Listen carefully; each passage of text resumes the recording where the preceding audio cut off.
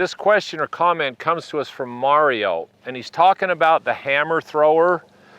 And when you see the hammer thrower and they get the basket or they get the ball going around them, when they get right here and they go to throw it, how to make that hammer from back here go forward, how their body moves away, and how that's a very good description. Well, what I want you to get used to watching is there's basically 3 circles that you want to watch in a golf swing. And one circle has to do with the club shaft and the club head. So it's the circle that this swings in. So there's one circle, okay, is what the club and the club head's doing.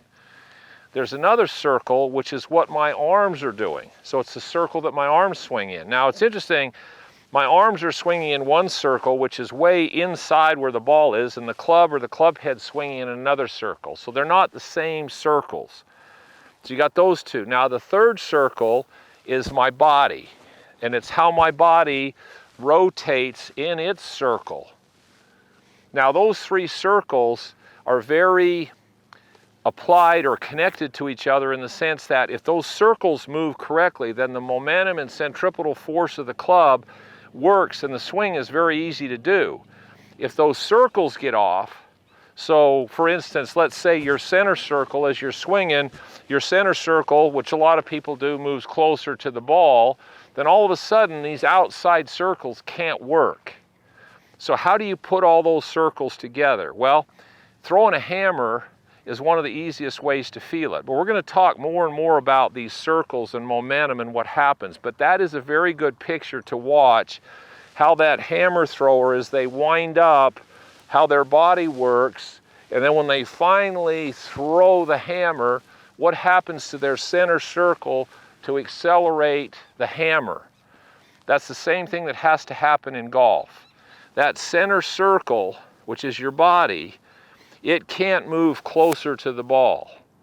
When you watch the tour players, as they move that center motion or that center circle, which there are subsets, which we don't need to get into that, but this center circle, if anything, as it goes back and comes in, it has to move away from the ball. If that center circle, you go back, if it moves closer to the ball, then the outside circle starts to collapse. It's just like if we all used to go to the ice capades and we'd watch them. And this dates me, but there was a part in the ice shows where one person would go out and then 2, 3, and they kept joining arms. And they kept going in a circle. And the center person was going really slow. And as they joined each skater, the outside skater was going faster and faster and faster to catch up. Now, what would you think would have happened if you get to about 12 skaters, if that inside skater would have done this? So it's going like this really slow. If all of a sudden that inside skater would have decided to twist quickly, the outside skater couldn't have caught up. It would have shot him right up into the stands or into the wall.